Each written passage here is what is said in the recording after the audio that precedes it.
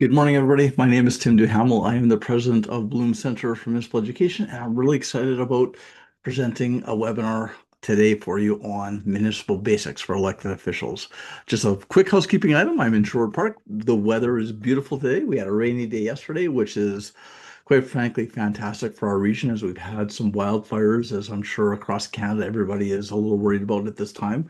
Um, Again, just really looking forward to presenting some information today that I hope that you'll find valuable. One key thing, if you've never been to a Bloom webinar before, I provide a lot of information in an hour and a half. So it'll feel like a bit of a fire flow effect. Every webinar that we present is recorded and uploaded to our website, usually within 24 hours, and available for 24/7 viewing for basically the entire year.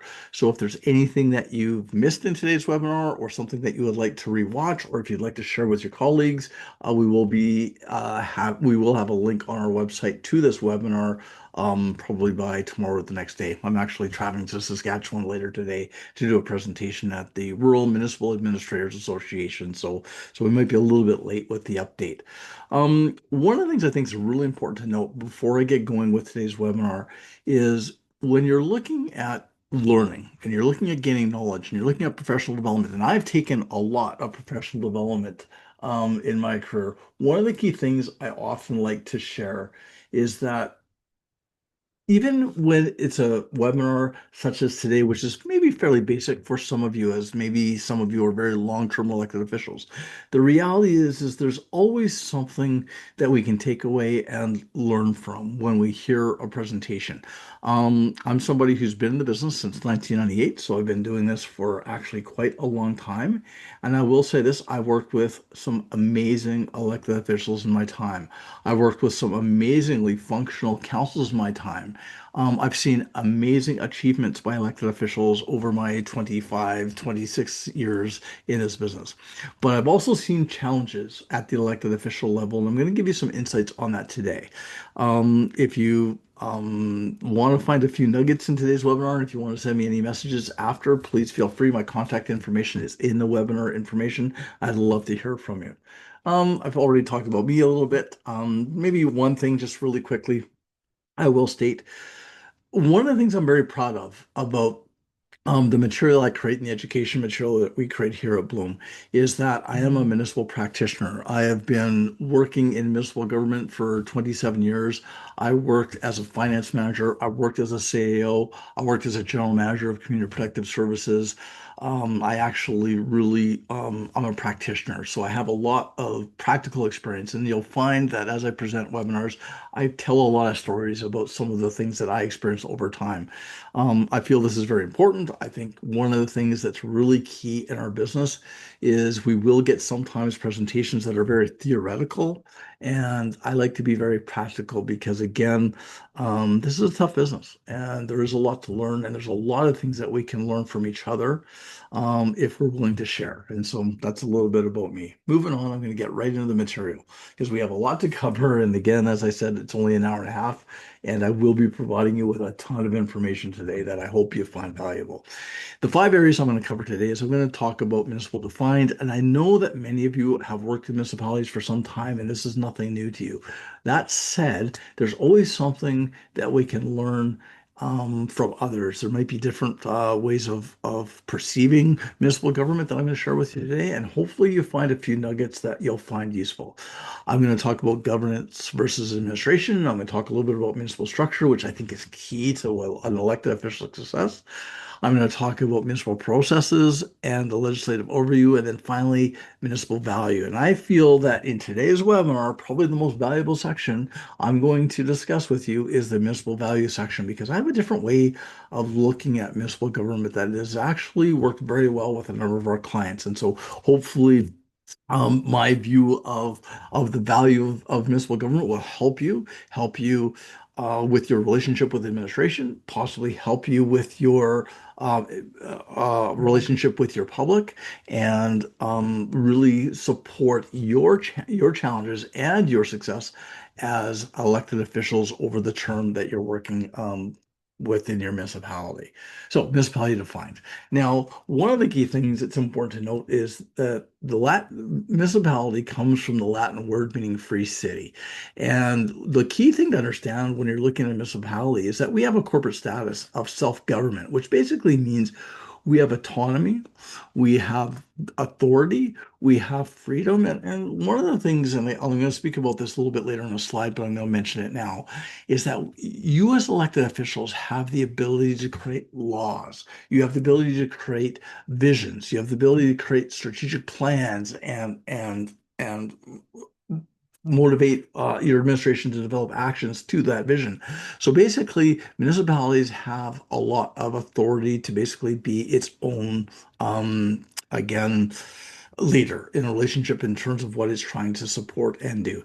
That said, we're also covered by municipal legislation, particularly provincial legislation that does limit our authority and our powers to an extent. But I think the key thing to understand when you're thinking about that municipality defined is that we are autonomous and we are free in the way that we want to manage ourselves, the way that we want to set up a lot of our bylaws, and we're free in terms of like what we want to do in terms of an overall vision for our communities on the whole. So very important to note as you're moving into your career as an elected official over time. Quick facts, there's over 3,500 municipalities in Alberta. The first municipality in Canada was St. John's, New Brunswick in 1785. And in 1849, the Municipal Corporations Act allowed us to tax. This is a very important point to understand because one of the key things that you want to understand when you're looking at taxation is taxation allows us to, again, be an autonomous municipality, an autonomous organization, and allows us to reach towards the visions that we have for our communities. One of the things, I'll go over this a little bit later, when you're thinking about taxation, we often think of taxes as kind of almost like, as the word says, we're taxed for being on somebody's land, or we're taxed for kind of non-related service types of activities. The reality in a municipality is that there is a lot of value that we get for taxes. And that basically means that when you're trying to explain challenges to residents, and a lot of residents will, and rightfully so, complain about their taxes, you want to make sure as an elected official you have a very strong understanding of the services that your municipality provides, the value that's provided each and every day, and you're able to properly explain to residents you get something for what you pay for. And I will illustrate a little bit later. In my opinion, we actually are probably the biggest bang for a buck that there is in any business entity, any level of government, any kind of organization that's providing value to people in any way. I believe municipalities provide more value for what people pay for than any other business and entity, public and or private in the world. And I'll explain that a little bit more later. And so I'm going to give you some tools later that will maybe help you explain this to your residents. One of the key things that's important to note in Canada is that 24 municipalities have a population of over 200,000, and almost half of our population in Canada is actually in the top 24 municipalities. So though there's 3,500 municipalities in Canada, 24 municipalities actually have half of the population in Canada. And sometimes this is an important thing to understand from an intermunicipal relationship perspective, maybe even a advocacy perspective in terms of working with our residents.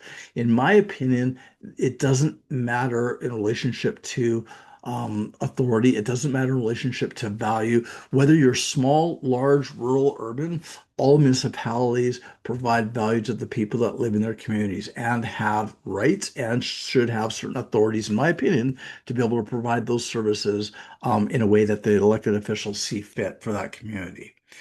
As we start looking at municipal government, we want to make sure that we understand this key concept. We provide what's called essential services.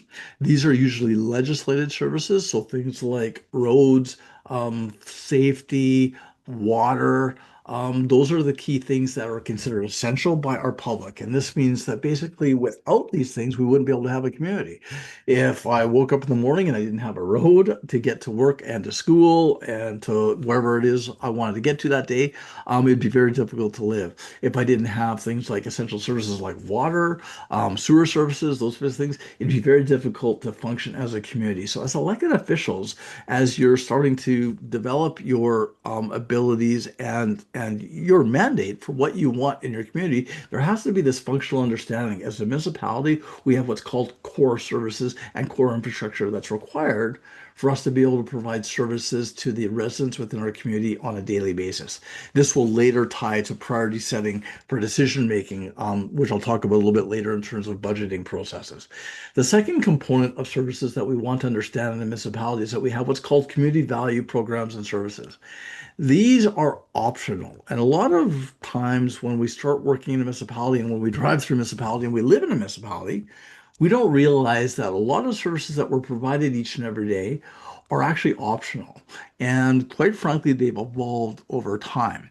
And so things like beautiful park space, recreation opportunities, cultural opportunities, and even people support, things like family and community services, are things that have evolved over time and have been deemed important by our residents and thus have actually been dictated or decided by councils to provide to our residents on an ongoing basis. The reason why this decision is important is when you make a decision around community value services, essentially what you're deciding on is to increase taxes, fees, and maybe even utility rates for certain levels of services that are maybe higher because you want to provide a certain level of quality of life for the residents in your community. This can be somewhat controversial on occasion. And the reason why is that people don't like to be taxed, and we're always worried about making sure that we provide value for what we're providing to our residents on a daily basis.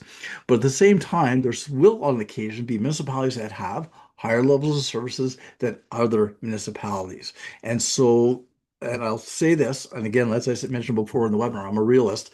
I have seen many times where elected officials I felt pressure in relationship to competition with neighboring municipalities or even municipalities that are within the province, because residents will sometimes pressure elected officials and say, well, how come they have this beautiful multi-purpose recreation facility? How come they have maybe better maintenance of park space? How come they have a new fire hall and we don't? And these things can be very challenging for elected officials from a public perception and a political perspective. And so as elected officials, one of the key things that you're going to want to learn at the outset of being an elected official is what services do we provide that are considered essential services, and maybe what do they cost, and what aspect of those services are taxed at a certain level, and then what community value and program services do we provide, and maybe get a rough idea from your administration. What would your opinion be on our level of services as compared to other municipalities?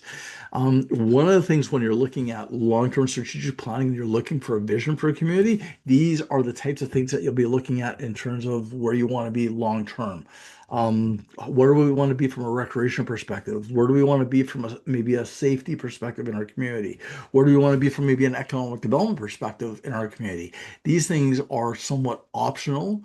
Sometimes they require significant investment from a municipal perspective, and you need to understand these are the types of things that your public will measure the success of your term as an elected official on. And so it's really important to understand the two levels of service delivery and quality of services that we provide to communities or to our residents on a daily basis.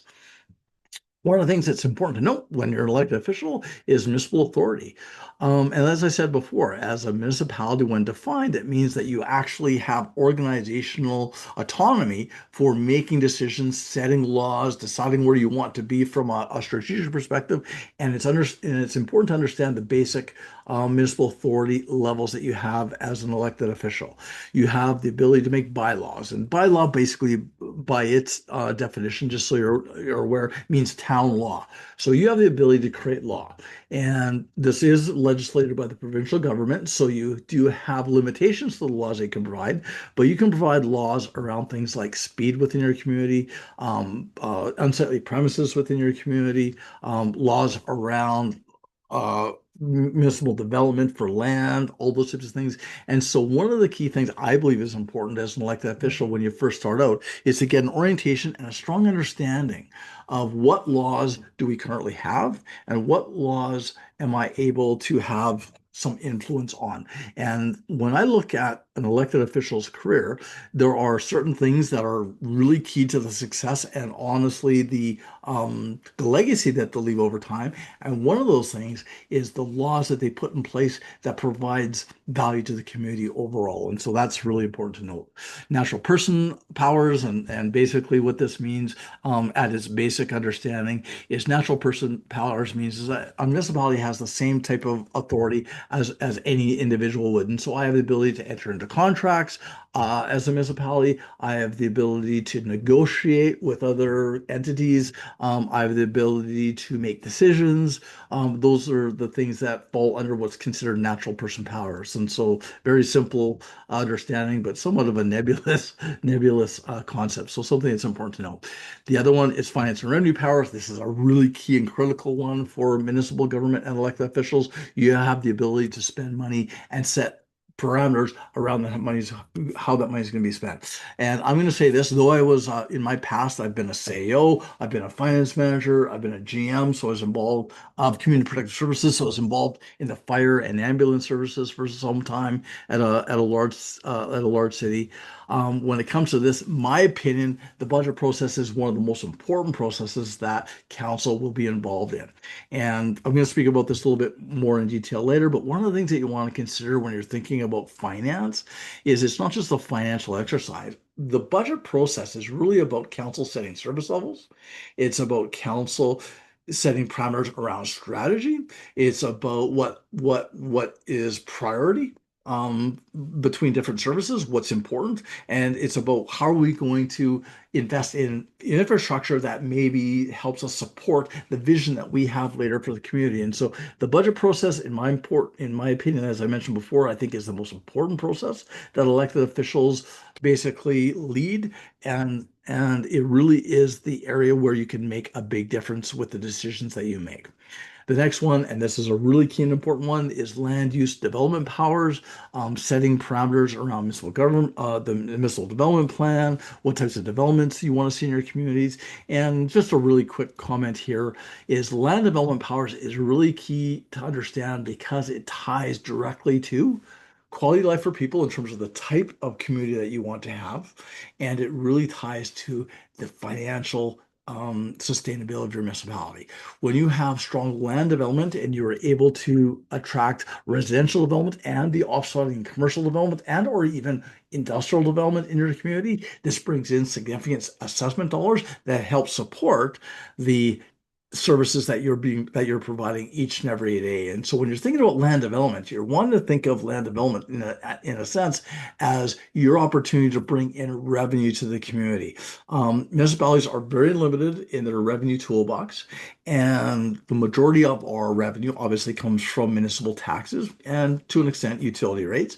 And this is directly tied to land development as we bring in assessment, bring in the residents, bring in the commercial businesses and whatnot, and then they pay taxes. And so when you're thinking about land development, you want to think of it from an economic development and a revenue generation perspective when you're an elected official. It's all about investment in our communities from a sustainability perspective.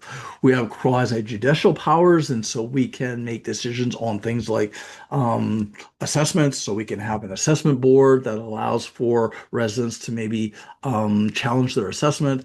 We have the ability to make decisions. We have the ability, like, as I mentioned, set laws and basically judge. And so quasi-judicial powers is a very important part of the municipal realm and very important part for an understanding for an elected official to endeavor while they're in their term.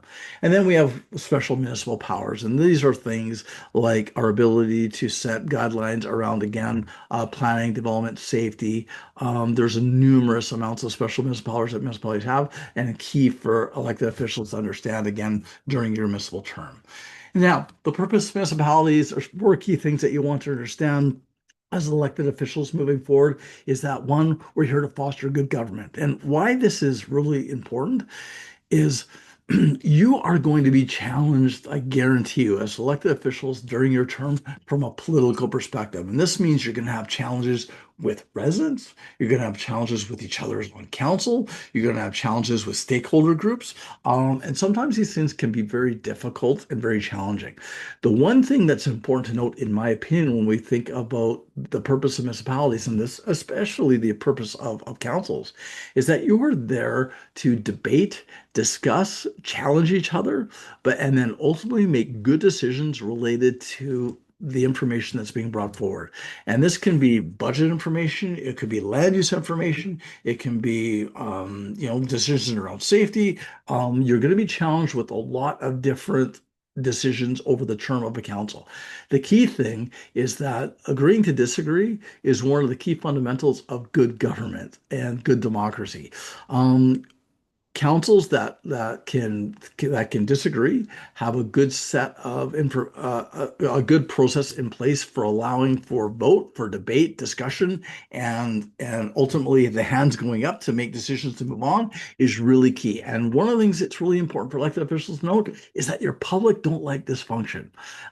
So if you're a council who basically, and again, this is, in my opinion, sometimes an overused word in municipal government, but dysfunctional. What that means is that you have a council that essentially won't agree on things ever, will basically undermine maybe decisions and those types of things. Ultimately, what a lot of councils don't understand is that the public doesn't want to see this. What they want to see is that you have elected officials that will advocate for what you want as a resident, but also that sometimes there's going to be disagreements on council, and this council has the ability to move forward. That is the key, in my opinion, to good government. And if you have that, the chances of you being successful is actually quite high as a municipality. Second thing, we want to foster the well-being of the environment. This is really key in today's world. Emissions, good use of infrastructure, making sure that we have good land use development practices in place, and good industrial bylaws in place that allows for the environment to be protected within our municipalities. We want to provide services and facilities. This is one of the really key things. And in my opinion, one of the things that's really important for councils to understand, and again, as we get back to the essential versus non-essential services, is what do you want to be as a community? What levels of services do you want to be able to provide to your residents in the short and the long term? And again, understanding that there's a balance between levels of service and how much taxes and fees and charges that we want to actually charge to our residents. It's one thing that's really important for councils to understand, in my opinion, is that sometimes we want to understand that our residents actually are often willing to pay a little bit more if they see something for what they're paying for. And so a lot of our residents want to see great recreation opportunities for themselves and their families and children. A lot of our communities want to see good infrastructure and well-maintained infrastructure so they get to work, get to school, walk down a sidewalk that's well-maintained, drive on a road that's well-maintained. They want to see those types of things. One of the big things when I was the CEO of the town of Bruderheim, it was a small town, still my favorite job to this day. Um, Often we would set our grass cutting cycles to make sure that the grass was cut on a Friday so that when people came home after a hard week of work, after a weekend, they would see a really aesthetically beautiful community and having to enjoy a weekend with their families, maybe taking walks on our trails or playing in the fields or going to the parks. And so our residents were willing to pay for that extra gas cutting cycle that we set for Fridays. And so it's really important to understand that our purpose is to provide service, but also to provide services that are important to people and takes into consideration what they're willing to pay for. And so really important aspect when you're an elected official to understand that concept. Just a little bit aside, one of the things I've noticed over time is often we'll have elected officials that will come in and they'll be basically fiscal hawks. And I love fiscal hawks. I think that they're key and important to keeping us on our toes as administrators. They're key and important to making sure that we are actually good stewards of the public purse.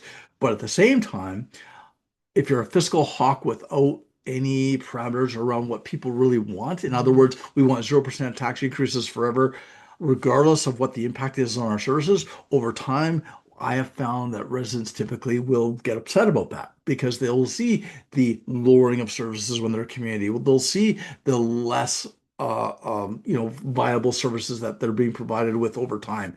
And so 0% tax increases are a good thing on occasion if it's justifiable.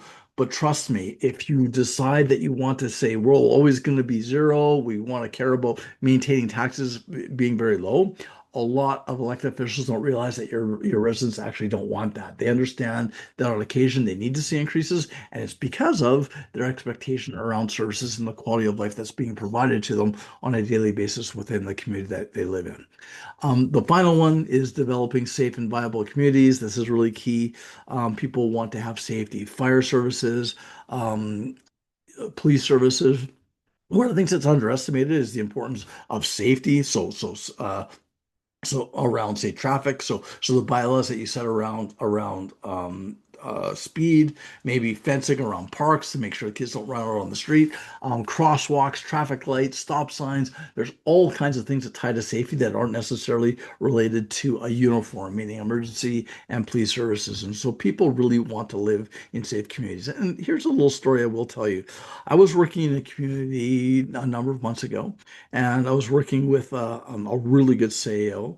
And one of the things he said to me is he was from another country, and he said one of the beautiful things about Canada that we underestimate is you cannot put a price on safety.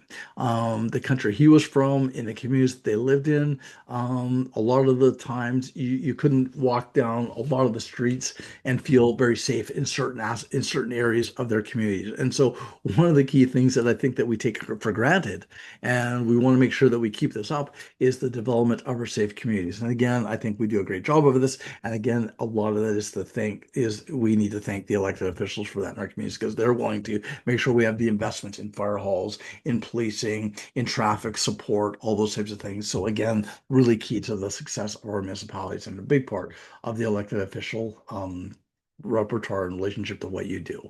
And so, last slide on this section, municipal business value. And so, as I mentioned before, I am a big believer in the municipal value and what we provide every day. We're not all that dissimilar to private services. They provide services and receive money for those things. I just think that we do a lot more for what we pay for. We charge services through taxes, fees, and charges and rates. And one of the key things to understand is the capital assets are required to deliver the services. And so one of the things I'll just mention here is that when you're an elected official and you're thinking about, we want to provide a beautiful aesthetic community, or we want to make sure that we have good snow clearing so people can get to work or school, or we want to provide opportunity for our community to be healthy from a recreation perspective. We want to make sure that we link that to our capital assets that are in community and ultimately our capital budget. And so when you're thinking of services and service priorities as you're a decision maker as an elected official, if you have a mandate and maybe something that you want to advocate for is, say, for example, recreation, or you want to have a safer community, you want to make sure that you understand that there's a strong linkage to the capital assets that support those services. The snow doesn't get cleared without a grader. The road doesn't get maintained without some of the maintenance equipment that we utilize. We aren't safe from fires unless we have reasonable levels of equipment in relationship to fire trucks and fire halls and things like that. And so there's a direct linkage from capital to the services that we provide every day. And that's a really important part of making decisions as an elected official over a council term. The bottom line that we have, and this is something that I will mention a little bit later, and I got a really good slide for you that I think that you'll enjoy. But the reality is the bottom line for municipalities is quality of life. And so sometimes we get so caught up in the services that we provide every day, and we get caught up in the minutia of thinking about kind of the little things. So why aren't we cutting grass, at the levels that we think, or we're not maintaining roads properly, or whatever it might be. All of those things overall is really about providing quality of life to people each and every day. And when we look at elected officials, or our expectations of elected officials, it's not necessarily to think about the little things. So your job isn't necessarily to spend time teaching the administration on how to cut grass or to clear the snow, though you're more than welcome to give your opinion on those things. The reality is the vision of a councilor and elected official should be What is quality of life for people each and every day, and what does that mean to the average resident within our community?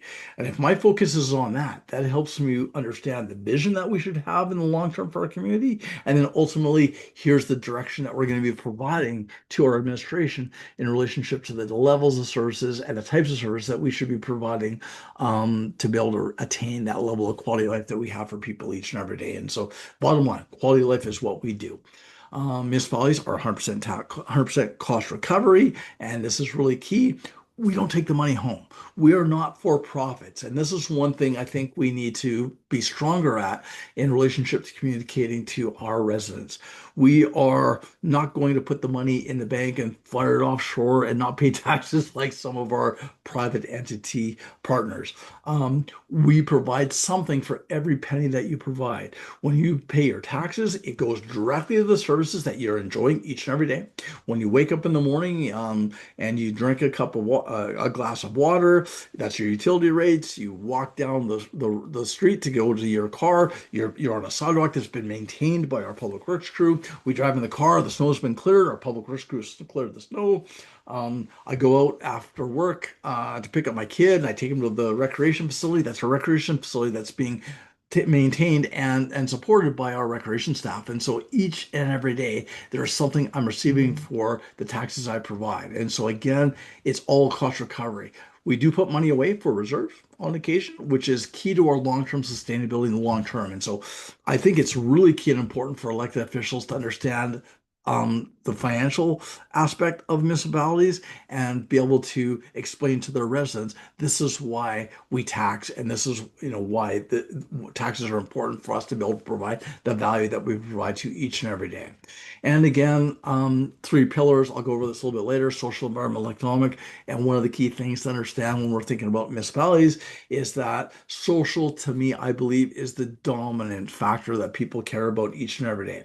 And so when you're thinking about the social pillar of value to residents, we're thinking about things like recreation, safety, economic development to an extent, though I have economic development in a separate pillar.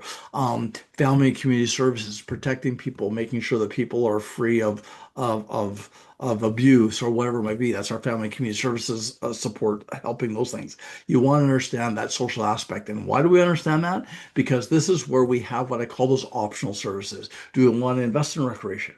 Do we want to invest more in fire and support services? Do we want to invest more in our family and community services, or maybe even culture for entertainment? These are the things that really make our community special, and it's a really big part of the elected official decision-making matrix as you're working through a term as a council. So anyway, so municipality defined. I got through a lot of stuff there. I know it's a lot of information, but now we're going to move on to governance and administration and the municipal structure. So one of the things that's really important to note when you're elected official is we have a notion of democracy.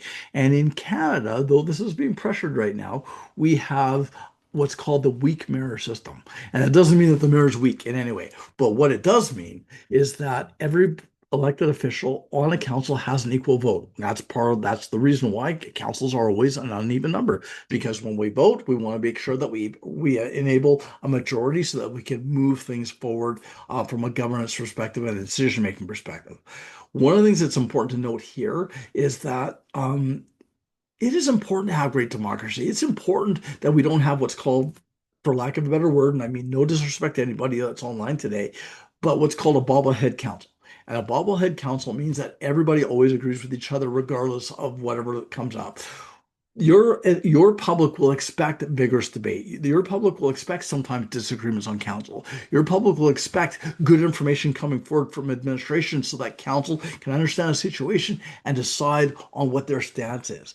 And from a democracy perspective, the process is meant to be deliberative. And so that means that you're debating, you're looking at information, you're maybe to an extent arguing a little bit, for lack of a better way of putting it, but then you have a great set of governance rules, maybe within your procedural bylaw, to allow you to raise your hands, make a vote, and respect the decision moving forward. That is the essence of democracy and the essence of good governance. When we start thinking about that, there's two levels to consider.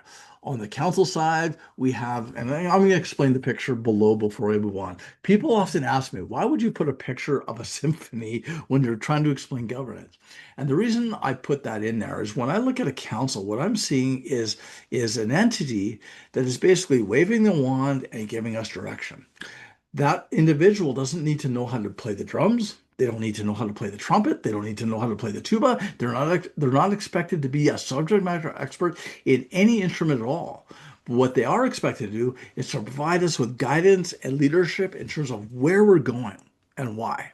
And so when we're looking at councils, your job is to review, evaluate, make decisions, give us direction and leadership, set priorities, strategic plan, basically tell us what to do. And one of the words I should put in here, and why we're doing it.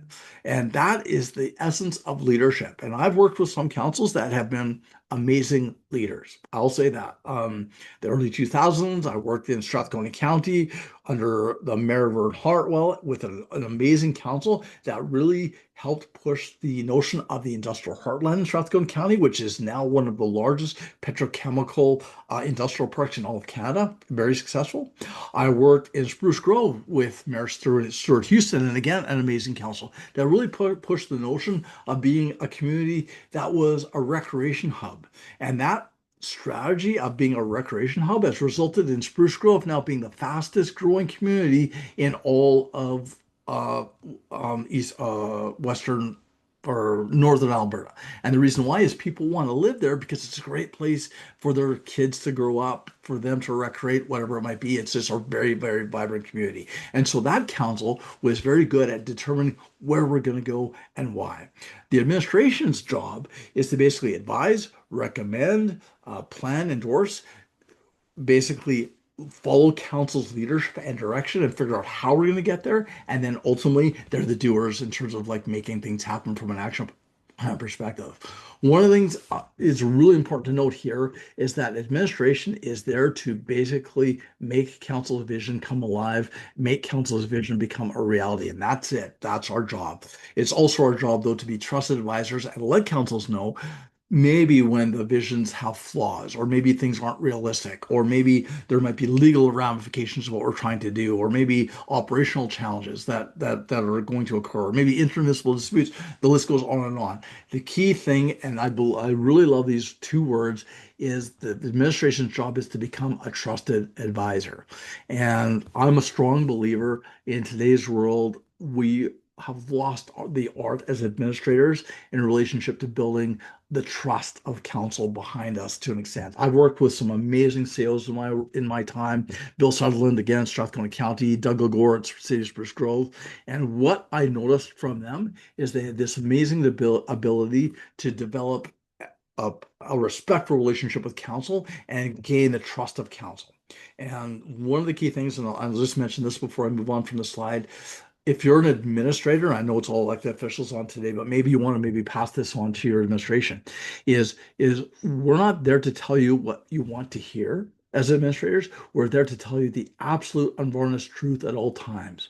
And that means as councils, you want to make sure that you have a culture on council that says, we may not like what we're hearing from you, but because you're always telling us the truth, we accept what you're saying. We may not like it, we may get frustrated with it, but we're going to move on. And the best administrations I've worked with have a way of providing that information respectfully at the same time. Also solving problems if council still wants to move forward with certain situations. I'll just leave you with this. I worked with a CFO. His name was George Hybricks, retired now. He was one of my mentors. And in 11 years, working with him as a CFO, I never once saw him say anything to council that wasn't 100% completely accurate and true. And the council would often say this, George, we don't like what you're saying. We're frustrated with maybe, what you're coming forward with budget or whatever. But if I had $1 left, you'd be the person I'd invest it with or trust to take care of that money. And it was because of the trust that George built up over time. That is absolutely key to an administration success in working with council. And so something to consider. Moving on. If you're an elected official, You're going to, again, as I mentioned before, have significant challenges. And what you want to do is you want to understand basically the political influences and environmental challenges that you're going to have as an elected official. And this is a slide I put together, from my perspective as an administrator, watching great elected officials that I've worked with work through many challenges as elected officials to success. These are the kinds of things that they want to make sure that they're aware of. You're going to be influenced by residents. You're going to be influenced by certain community groups, other levels of government, political trends, business, lobbyists, intermunicipal challenges, strategic challenges. The list goes on and on and on. But the more that you understand that these are the types of things that are going to influence you, that's going to help you ultimately make decisions. And I'll guarantee you that there's going to be sometimes conflicting political influences on council. So for some of you, you may be an advocate for, say, minor hockey. You may be an advocate for certain political trends that you believe are important and true. You may be an advocate for certain developments that maybe occur in your community because these are the types of lobbyists, for lack of a better word, that are influencing your decision making. There's nothing wrong with that.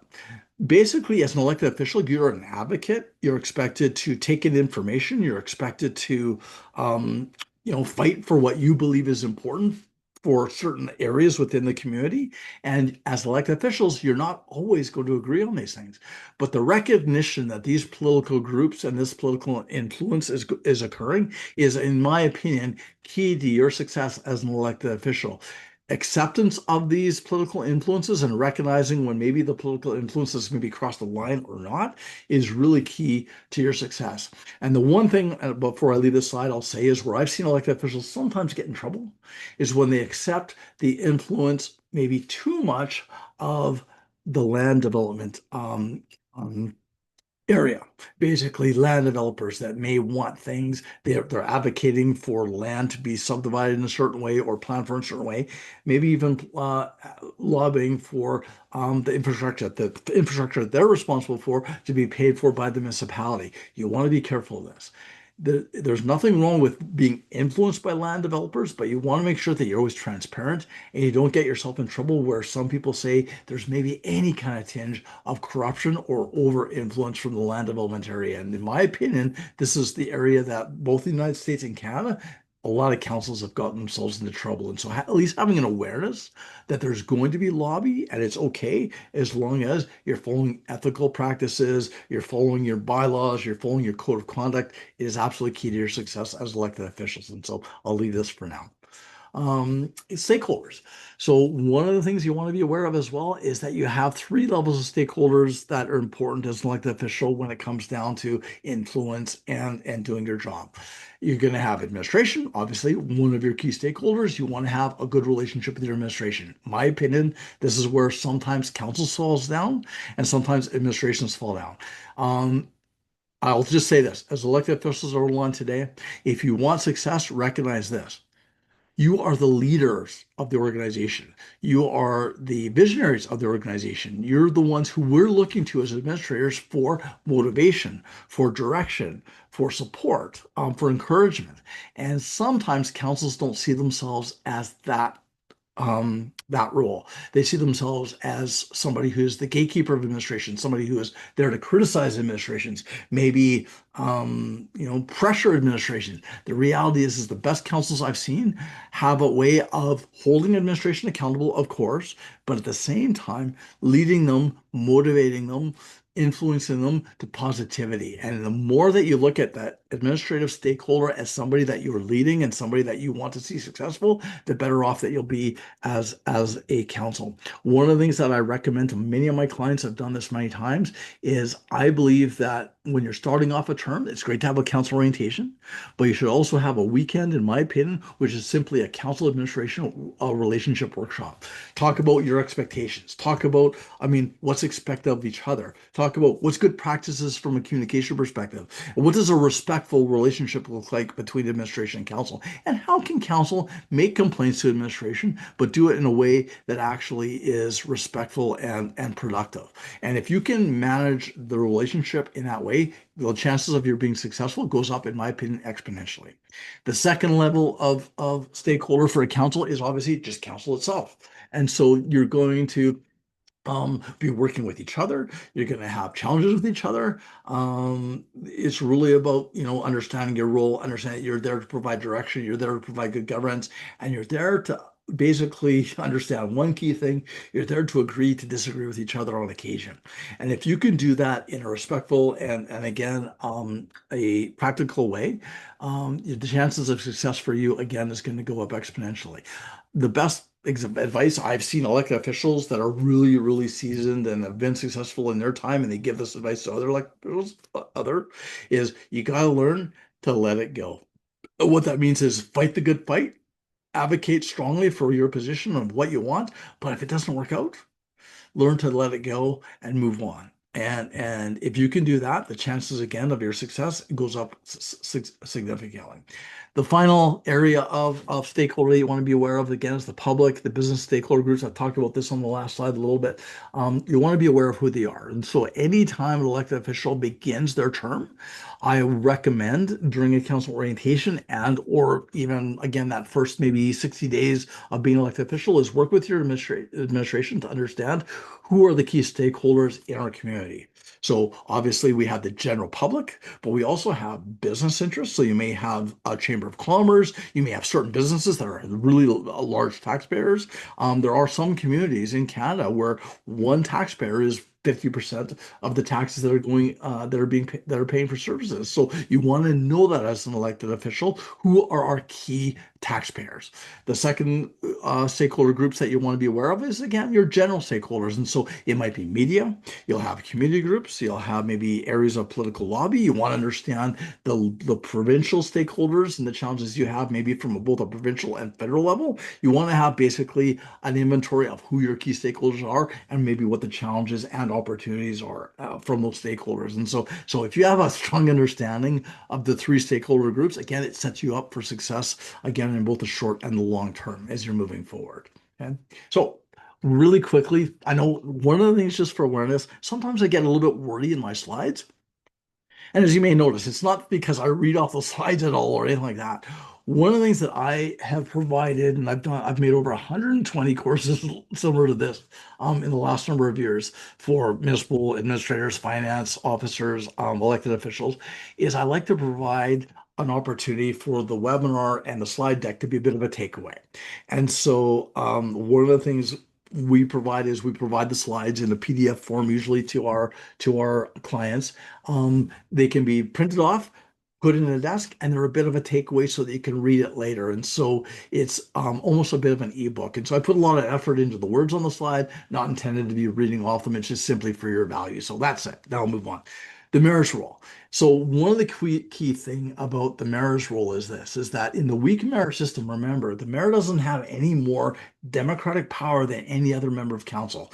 When it comes to decision making, when it comes to influence around political situations, when it comes around to budgets, whatever it might be, the mayor is one vote. One vote. And so that is really key to understand in the weak mayor system, which again, I believe is the best system that we have. But the other side of the flip side of that is when you're looking at the mayor's hat, the great mayors that I've seen, they also have a way of leading a council. And some elected officials, some councilors take offense to that. We're like, well, the mayor's not my leader. I have just as much power as they do. That is accurate. So it's basically a leadership without authority to lead, which is to me the purest form of leadership. And what that means is that a great mayor has the ability to help councils overcome disputes with each other. A great mayor has the ability to bridge the relationship between administration and council. A great mayor has the ability to overcome challenges maybe from an intermunicipal perspective. A great mayor is basically someone who is excellent at relationships and excellent at overcoming problems and challenges. That is to me the key component of being a mayor. The mayor is also the spokesperson of council. So again, maybe there's, maybe council on the whole has an issue with maybe something administration is doing. We don't want too many voices coming to the administrator. So maybe just the mayor will work with the administrator. I'll say this just as an aside. I've had walks around the lake, which means I'm in trouble, usually as a CAO, and it's always with the mayor. And so the mayor, and again, in my 27 years, I've had a few walks around the lake with the mayor. A mayor who's, again, usually good mayors will say, Tim, by the way, council wasn't happy with maybe your approach on something that they, thought was important, or maybe your staff have issues and we've heard some problems or maybe complaints from the public. I want to make you aware of that. Usually comes from the mayor and the mayor only, and I find that is usually the best system of communication between a council and again administration. So again, as I mentioned before, some of the councils don't like that. The councilors feel, well, I have just as much power as the mayor. I have as much right to talk to the administration as they do, and that's right to an extent. But again, it's a bit of an art more so than a science when it comes down to the mayor's role. And so that's basically the aspect of the mayor's role. Oh, one last thing I think is really key. The mayor should always spend some time in training in Robert's rules, how to run a good council meeting. I've seen a lot of democracy and a lot of governments be challenged because the mayor is a weak chair when it comes to council meetings. If you have a really good and skilled chair, somebody who is great at recognizing everybody's right to speak, really good at recognizing administration's giving administration an opportunity to respond appropriately, possibly even being able to bridge maybe the connection with the public in open meetings. Typically, your opportunity to have good governance and be successful as a council goes up exponentially. And so, to me, a mayor should always spend at least a few days, maybe even a week, in training on Robert's rules and the ability on how to run a meeting at the start of their term. So that's my thoughts. I'd love to hear what your thoughts are on that, but that's what I've seen from a again, a functional perspective. Council's role. So council's role, again, is very different. And so remember, when we're talking council, this includes the mayor. So the mayor has to put on the mayor's hat on occasion and take off the mayor's occasion and look at themselves as just simply part of administration. So council's role is, again, ultimately is to provide a vision for where we want to be as a community. And that's the ultimate level of leadership. I will say this, as an administrator, the most inspiring people I've worked with in 27 years has not been the CEOs that I worked for, or managers that I worked with on coming up. The most inspirational people I've worked with in my career have always been elected officials, and they're the ones who are the reasons why we have beautiful rec facilities in our communities, new libraries, maybe a new fire hall, or a new subdivision that's grown up in our community that's provided us with assessment, or maybe a new industrial park. Is because of the vision and the strength of elected officials in terms of the vision that they have for communities. That is why we succeed. And so that is the key role of council.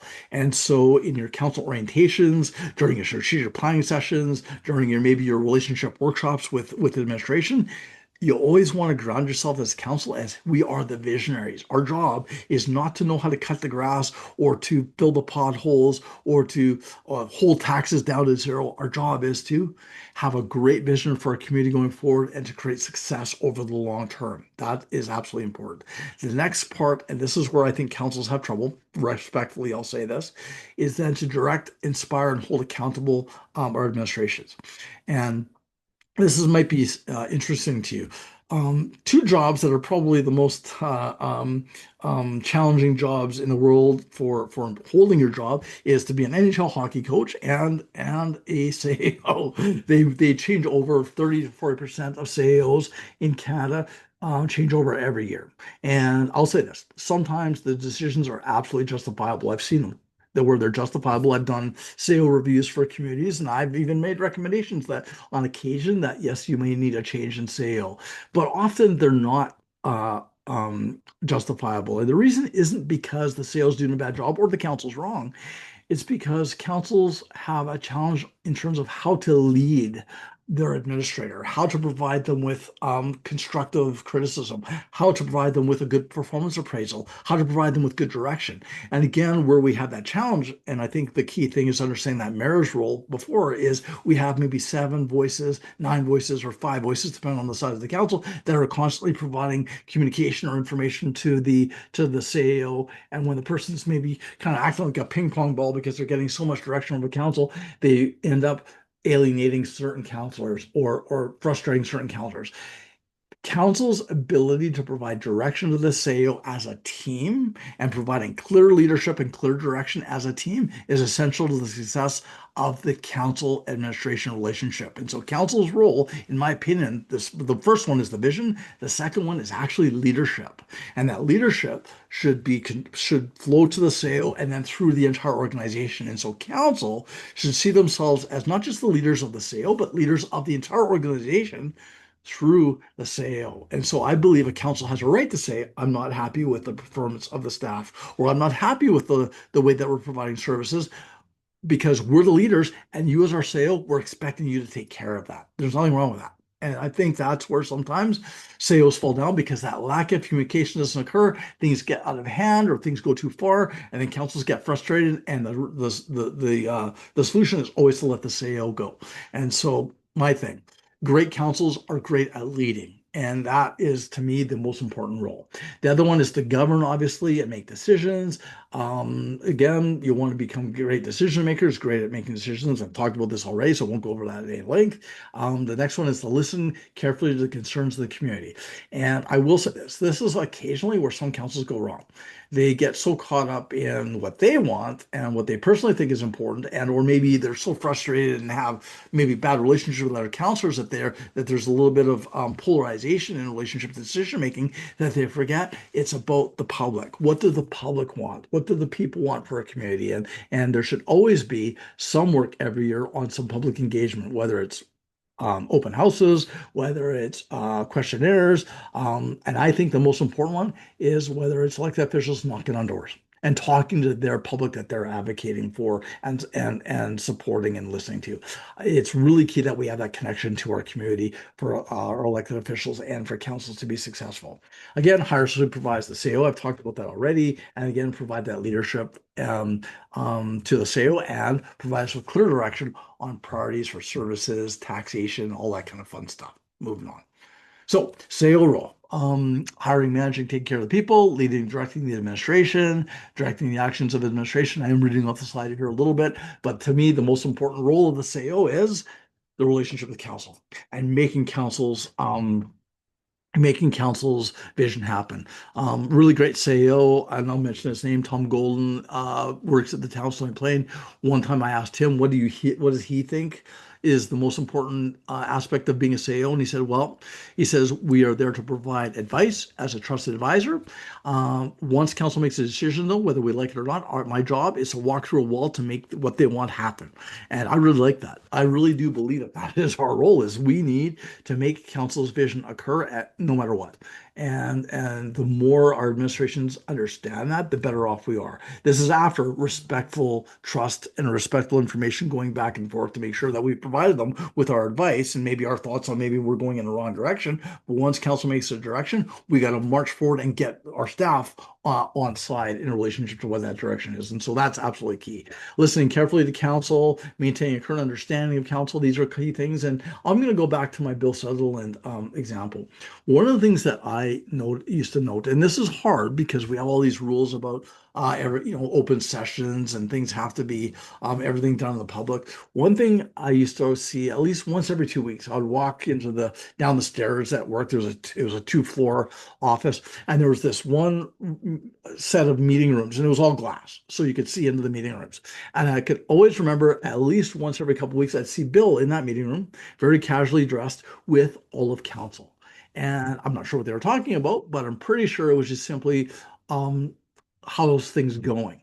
What are we doing? There was no decisions being made. There wasn't any politics maybe in the room. I would gander, but the reality is Bill was working on maintaining the relationship and probably making sure that he's hearing their concerns and what their thoughts are. And so having regular meetings where their CEO is counsel, I think casually is not a bad thing. That's my opinion. Now I know that's a bit controversial, but I really believe that that is key to the key to the relationship. Okay, so CEO role. No, moving on.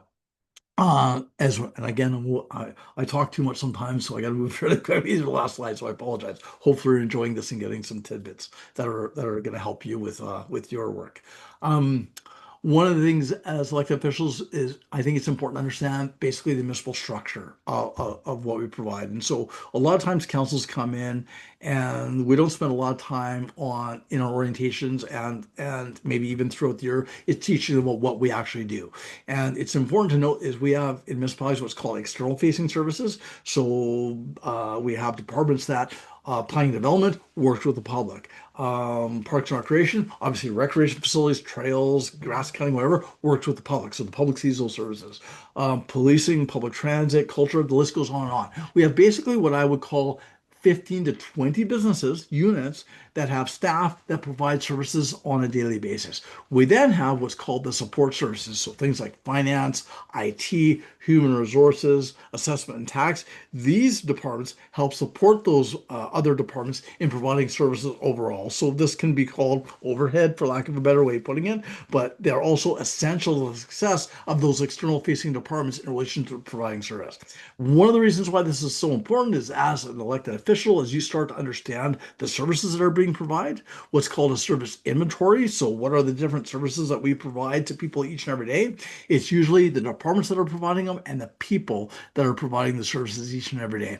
Really key to understand is that service is all about people in municipal government. The grader doesn't drive itself, the grass cutting equipment doesn't drive itself, the recreation facility doesn't open up by itself. So a connection to the staff is essential, in my opinion, for councils to meet the mandate that they have for the vision for the community. Because ultimately, it's about good levels of services. That means good staff. And so that's where the leadership component comes in. The best elected officials I've worked with over time always talked about wanting to be an employer of choice.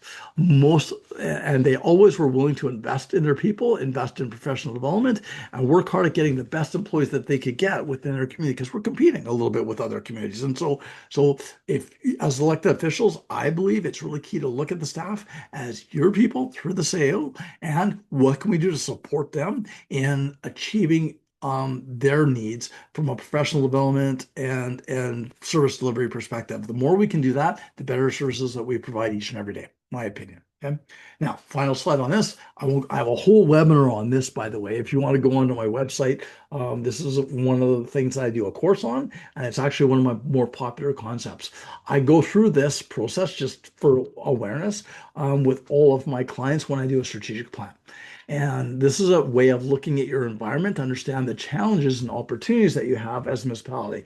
What are the things that we're faced with in municipal government? Population challenges, capital growth and maintenance in municipality, social needs, things like addictions, maybe safety issues, community expectations. Community expectations, I'll speak to just in a moment. When I was a kid playing hockey, I played on outdoor ice until I was 10 years old because there was not enough ice capacity in the city of Edmonton for everybody to play indoors. And so minor hockey was played on outdoor ice. Can you imagine? Um, Over time, community expectations rose and rose and rose to the point now where if you and your community said to the minor hockey groups, by the way, you're not going to be able to use the indoor rink this year, you're going to have to put all of your games on outdoor ice, meaning the parents have to sit outside and watch the games, I think you'd have a mutiny within your communities. And so over time, services evolve in terms of the level of quality and what's expected by our public. And so you want to recognize that things are always changing. Resource availability, so taxes, operating growth, and inflation. One little thing, inflation is one of the biggest killers for municipal government. Every year, our costs are going up because of inflation, whether it's fuel, supplies, materials, labor, whatever it might be. And that is one of the things that elected officials need to recognize when you're looking at budgetary challenges and deciding on tax increases. The first thing you want to ask your administration is, what's the impact of inflation on our budget this year? And if I want to maintain service levels, I'm going to have to find a way to increase my revenues to match that inflationary challenge within our budget. If you don't, services will eventually erode. So something to consider. Technology, environment, but anyway, I'm not going to go over this at length. I've kind of already talked about it a lot already, but key thing for elected officials is understanding what's your environmental challenge as you're making decisions and looking at the vision for the community going forward. Municipal processes. Now I'm going to go over this very quickly because I know a lot of you know these things already, but here's the key thing to recognize. You have a strategic plan. We then some bigger municipalities might have a corporate plan, maybe not, and then business plans, and then ultimately budgets. And so the biggest thing here is when you have a strategic plan, you do not want it to become what's called a bookshelf item. So this is where I don't mind councils pressuring the administrations a little bit is we just finished our strategic plan. That's great. Now I want to see you come up with an action plan where you're going to make what we put in that strategic plan happen. And so if we say we're going to be a safer community, what kind of things are you going to put in place that's going to make that happen? And how am I going to see it in the budget process? If we want to be better from a good governance perspective. What are you going to do from maybe hiring a consultant to come in to talk work with us as council, or what courses are we going to be taking, or maybe what conferences should we go to as council to become better from a governance perspective? And I want to see that in the budget. If our vision is to be a safer community, it maybe means better roads, maybe means a new fire hall, whatever it might be. I want to see those things in the budget. Now, here's a bit of a going backwards. Remember when I said the budget process is, in my opinion, the most important one in municipal government? It's because the budget is the gatekeeper for strategy. It's gatekeeper for council's leadership. It's the gatekeeper for what are the things we going to do to transform our community in the future. The budget isn't just a financial exercise. It's actually a decision-making exercise on what are we going to do and what are we not going to do, because we have financial limitations. And so as a council, every year when you're looking at the budget, pull out your strat plan, pull out what you want to see the community to be in the future, and then look for and push your administration into coming up with action plans that tie to that vision for the community. That is really where you transform communities over time, in my opinion.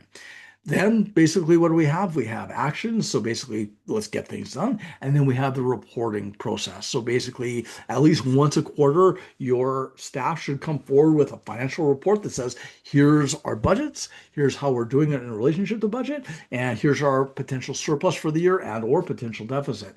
I'll say this, just from a budgetary perspective, municipalities are not allowed to run deficits. So we're not like provincial and federal levels of government.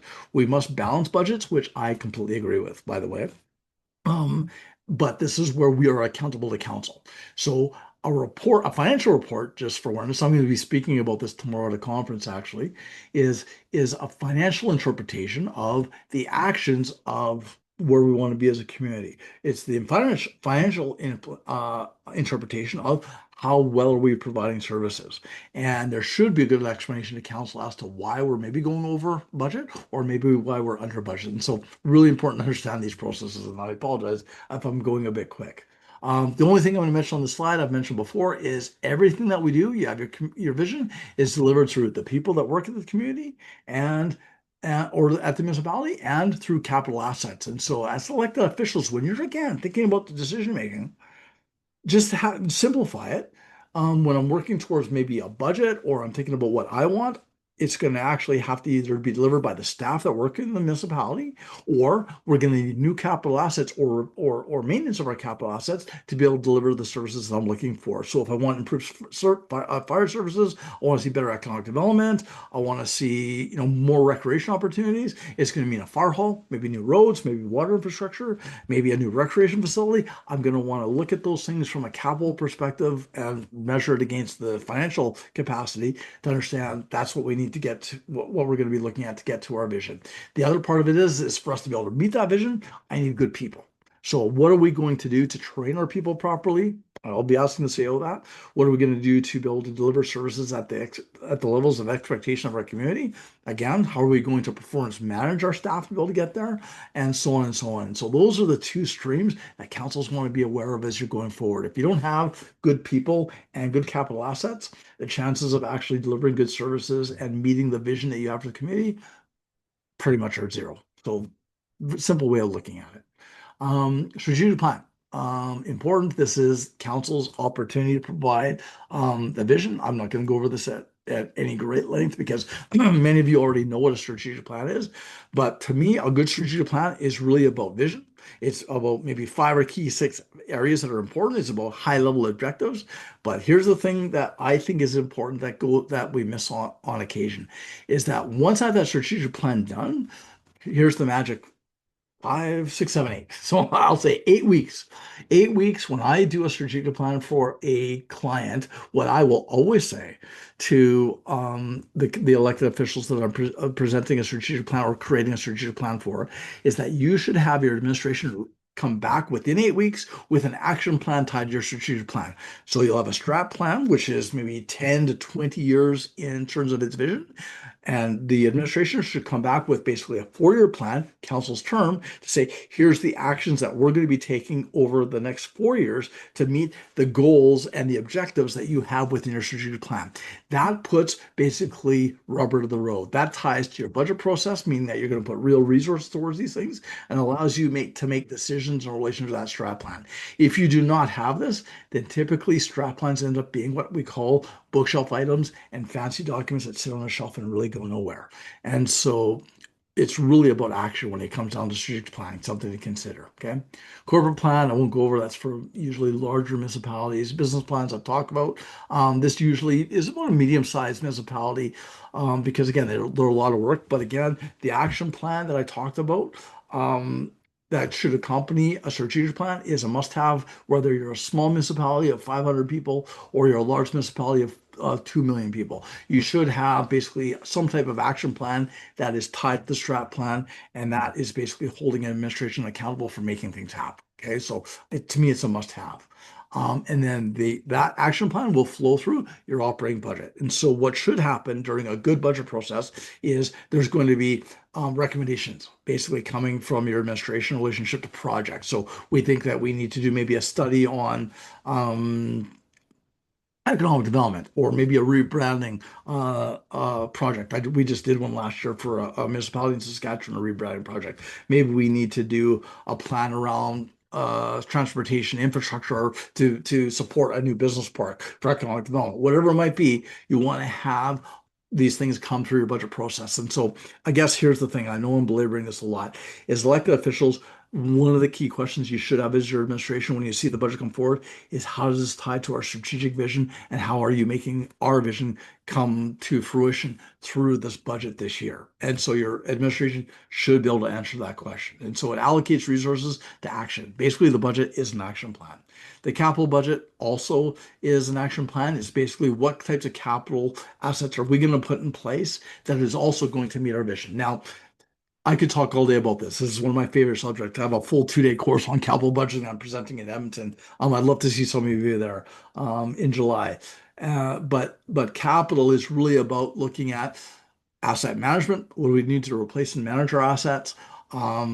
Community vision. What are the new things that we need to be able to basically, meet the expectations of our community? Maybe a new skate park, a new rink because we want to have indoor hockey, whatever it might be. What are we going to do to keep our community safe? What are we going to do maybe from an investment infrastructure perspective? And this is a piece of capital that's somewhat maybe misunderstood in municipal government is what types of roads, water, and sewer are we going to put in that will attract business or industry to our community? So when you're looking at the capital budget from an elected official perspective, it's really a strategic endeavor, and you want to make sure you understand the different categories: growth, asset management, investment infrastructure, value add infrastructure, new fun stuff that people want, shiny toys. You want to make sure you understand those categories because, again, ultimately you're the decision makers. And so that's the capital budget process, really key and important.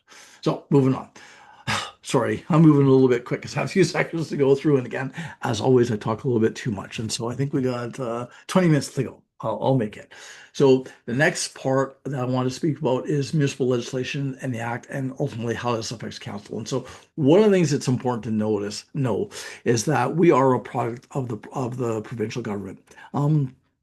I have a bit of an issue with this. I'm not going to get on my soapbox too long, but I think the province has too much authority over us at times. And what really bugs me on occasion is that usually the provincial body, municipal affairs, whatever it is called in your province, sometimes they have a staff, a minister, a deputy minister that has never worked in a municipality in their life.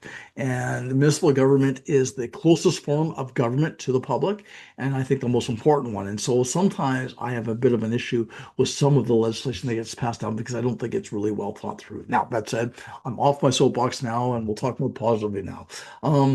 Provincial legislation and municipalities are charged with the responsibility to provide good government, to provide services and facilities and things like that. And as I mentioned before, in our essential versus non-essential services, there are things that are mandated. under legislation, roads, water, sewer, some safety related types of services. And then there's things that are a choice that we choose to actually implement in our communities because that's what people want. And so that's important to understand. There's, the legislation is pretty broad and it's really about balancing, in the legislation, it usually has things about the budget, about balancing the budgets and that type of thing. These are things that you want to understand. I will say this. I used to, I don't do it so much anymore, but when I was a municipal administrator, I would make a point of reading the full MGA or legislation once every year, believe it or not. I read it fully a couple times, and then I'd make sure that I pass through it every year just to remind myself at the beginning of the year, what are the key things that we're expected to do? What's our legislation? What's our legal implications?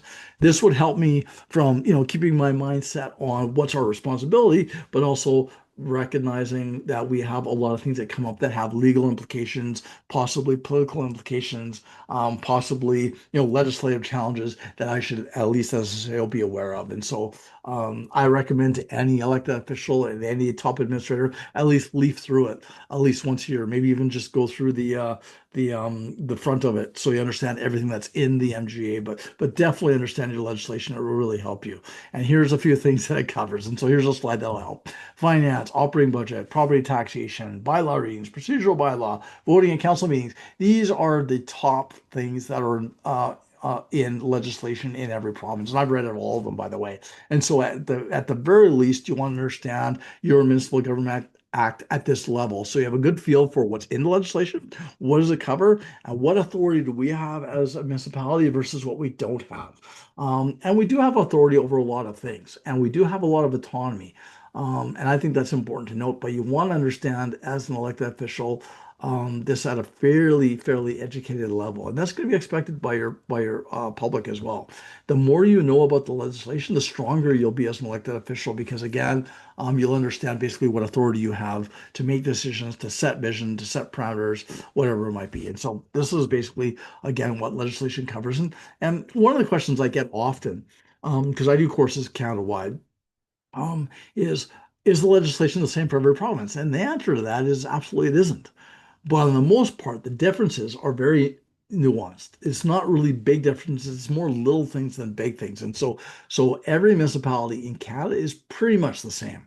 We're responsible for roads. We're responsible for public safety. We're responsible for infrastructure. We're responsible for making bylaws and taxation and budgets and whatever it might be. A lot of that is the same. There's little nuances like things like debt capacity rules, property taxation rules. Some budgeting rules are different, a little bit different, but on the most part, we're all the same. A municipality is a municipality, and believe it or not, it's the same worldwide. I actually have lectured in Kiev, Ukraine. That's the furthest I've actually lectured on this type of stuff. So you'll find that every municipality in the world essentially has the same structure in relationship to what it's providing. Okay. So a bylaw, again, I'm not going to go over this, basically a town law. So we've talked about that at length already, but basically this allows you to govern and make decisions on a number of different things. And so I recommend to any council, new or old, go through your bylaws and ask your administration, can you maybe provide us a list and inventory of all the bylaws we have so I understand what do we have in place? Do I feel they're the right things right now? And what should we maybe change to make our community better? Safer, more vibrant, better economic development, whatever it might be. What type of bylaws do we have, and what influence can I have as an elected official for change? Okay. General jurisdiction, again, we have, you can pass bylaws on these types of things, safety and health, nuances, unsightly property, transport, business and business activities, public utilities, wild and domestic animals. One of the biggest bylaw challenges we had throughout Strathcona County was the pig bylaw, people being able to have pigs as pets within the community. And so the little things like that can make a big difference in people's lives. And obviously we have the ability to enforce these bylaws through bylaw officers, through policing, through planning officers, wherever it might be. And so having a good idea of the types of bylaws that we can provide and what change we can have is really important. One little thing I'll leave you with on this is that I've very rarely ever met an elected official who says, I'm running on the platform that I don't want to change anything. There's always a want for change, and where you can make the greatest change, in my opinion, is always through the strategic plan in terms of vision, through good relationships with your administration and giving them the tools they need to be better at what they do, and then changes through bylaws in relationship to safety, land use, whatever it might be. Those are basically the big three of where you can make your greatest impact as elected officials in the near term, and in the long term. Okay, just something to think about. Um, Bylaw procedurals and council meetings. I've talked about these things a little bit already, but I think it's important just to note this is that every proposed bylaw, here's a rule of thumb. Why do we have three readings of bylaw? First reading is it's been presented to you. Second reading is I've read it. Third reading, I'm ready to make a decision. That's a simple way of understanding what three readings means. And the reason why, just so you're aware that they don't usually allow or want three readings in one meeting, is how could you receive the information, read the information thoroughly, and make a decision on it in one meeting? That's almost impossible. And that's why usually three readings in one meeting are a little bit frowned on. But that is basically the basic understanding of what three readings are. And so that's basically you passing laws. And so you want to understand your bylaw procedures as you go forward. Again, good governance.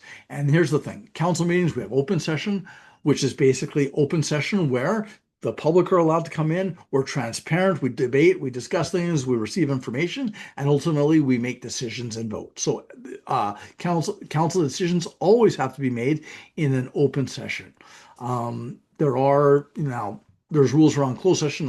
I'd speak about it at length. I don't have a lot of time today, so I'm not going to speak about it today. But the reality is you can make decisions that are from in camera, but it's usually just simply this. The motion is we're making a decision on the information received from in camera. We vote, and there's reasons why that information may be kept private. And it's not that we're trying to keep things out of the public eye or for political reasons. It's simply there might be legal ramifications, there might be land use ramifications, there might be procurement ramifications that must be kept private, and so it's fine and okay.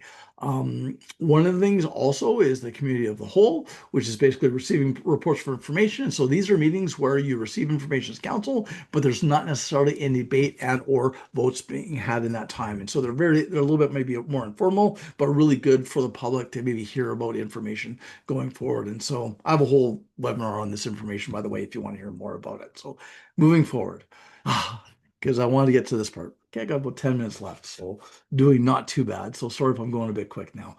Now, here's a slide that I created actually in the early 2000s when I was presenting budgets at Strathcona County. As I mentioned before, we are in the quality of life business, and I like to think this slide basically speaks to that. It's what I call the municipal equation. We provide quality of life for people, and that is achieved through services. And so when you're an elected official, you want to look at what does quality of life mean to a person. They want to be safe. They want to be able to get a job. They want to live in a community that maybe they have recreation opportunities. They want to live in a community where they feel things are fair, basically good governance. There might be a number of things that a person perceives as good quality of life for themselves. So that is achieved through the services we provide. We clear snow for people. We cut grass for people. We make sure that that there's good transportation so people can get to work and to school. We provide park space for a recreation perspective. And so when we look at quality of life, it can be basically thought of as an inventory of services that contribute to people's lives each and every day. And so your job as elected officials is to determine what services and what levels of services mean quality of life for people. The flip side of the equation is that for that quality of life, we charge taxes, utility rates, fees, and charges. And one of the more difficult challenges for elected officials is your job is to determine what is the level of taxes that are considered reasonable for the quality of life that people are getting. And so if I buy, for example, an iPhone, or if I buy a car, or if I buy a new computer or earpods, whatever it might be, what I'm paying for is my perceived reasonable value for what I'm getting from a product perspective. I don't see municipal government as all that different, right? So one of the keys to success from a public engagement perspective when it comes to budgeting is explaining the municipal equation to people is that when you pay for your taxes, you're getting a lot for that. Every day you're getting something, whether you're asleep, you're being protected by fire and emergency services. You wake up and again, you have a shower with clean water. You get memories because you're going to watch your kid. That was one of my favorites in a cold hockey rink, watching a kid practice hockey at night. That's in our recreation facility. These are the things that are important for your life. And for that, we ask you to pay taxes, utility rates, and fees and charges. As long as you can explain that in a very simple way, great way of presenting the budget, in my opinion. So, anyways, like love to hear your thoughts on this one. Another slide I created when creating budgets, another way of maybe peeling the onion down a little bit more. So what do we generate from a taxes perspective in terms of value? We protect people, we provide transportation, we promote health and wellness, we increase quality of life, we support community economics, the list goes on and on and on. But having something like this in your budget documentation, maybe even on your website, and definitely in your knowledge base as an elected official is, in my opinion, key to success. Because ultimately, when you're thinking about strategic plan, you're thinking about your vision for the community, you're possibly thinking about maybe budgets coming forward. What are the key things that you want for a community? Just, have something like this that you can look at and say, this is what's important to me as an elected official. And then this helps you from what you want to advocate for in the short and the long term. And so again, peeling that onion down from a municipal value perspective, I think is really important for elected official success. Now, here's a slide that again was my more popular slides. Again, peeling the onion down even more. So when we're thinking about that municipal value perspective, and I look at the average home in Bloomville, tied to Bloom, of course, I may pay about $2,000 a year on an average home of $300,000. Remembering this is the municipal portion, not the education portion, which sometimes gets mixed up. 3% tax increase is equivalent to $62 a year. Always break it down. So when people, we do it for ourselves. We see these headlines in the paper, a 3% tax increase this year, and our residents maybe get upset. And it's because we don't explain it in total dollars. $62 a year is our increase for the total year, maybe $6 a month, $5 to $6 a month.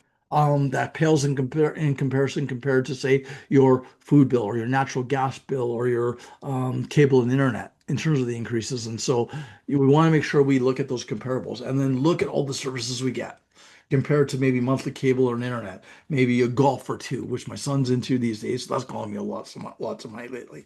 Monthly insurance, whatever it might be. Think about your comparatives and think about the value you're providing each and every day. I think it's key to the communication we have with our public, and I think this is a key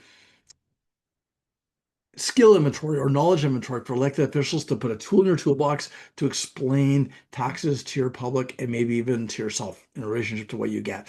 Taxes typically $174 a month. What else do we get more bang for our buck than $174 a month when you compare it to everything that we get from municipal services each and every day? I don't think there's anything that provides more value than municipal services. My opinion, I'm obviously very biased, but I really do mean this as a taxpayer. So moving on. So imagine a day that we don't have running water for the essentials of life. Imagine a day we don't have traffic lights. Imagine a day we don't have road maintenance. Imagine a day we don't have grass cutting or police to support us. The list goes on and on. But when you look at it this way, I think we have a very strong opportunity to kind of advocate for how important municipal government is and why we do what we do. And so hopefully this resonates with you as elected officials and maybe gives you some information that you can share with your public, maybe even your administration, for maybe motivating yourselves in terms of what you want. I think one of the things too, when we look at these things, is always consider, as elected officials, you're looking at what's priority, what's important to our public, what do I think we need to advocate for to tie to that quality of life quotient that I believe is really important. And so with that, believe it or not, with 4 minutes left to go, I made it. I made it. I actually have a little bit of time for questions. Um, I'm going to really quickly see if I can. Here I can enable. I've just done it.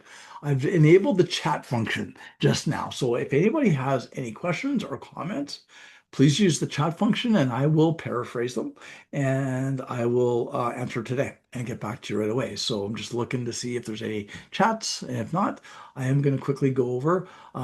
If you've never heard of Bloom before, we have been in business for quite a long time. I have developed over 120 online courses, hopefully enjoyed today, that are enjoyed by municipalities Canada-wide. There's all kinds of opportunities for signing up for these courses. And if you have any interest or any questions at all, never hesitate to reach out to me. I love to talk with elected officials and municipal administrators across the country. So we have a lot of opportunities. This is our webinar lineup this year, and we do have a elected official program. This is the first webinar in that series that's going to be delivered this year. And so if you have any interest in more webinars and hearing me talk a little bit more about different areas of elected official support, I'd be happy to talk with you about our program. By the way, if you buy the webinar sets, any one of these, every elected official, every staff member in your total organization gets to access this for 365 days, live and recorded for one price. We have very low prices because we have a very high volume across Canada. We have a lot of clients, and so I'd love to see you at some of these courses. And so with that, I'm not seeing any questions or comments.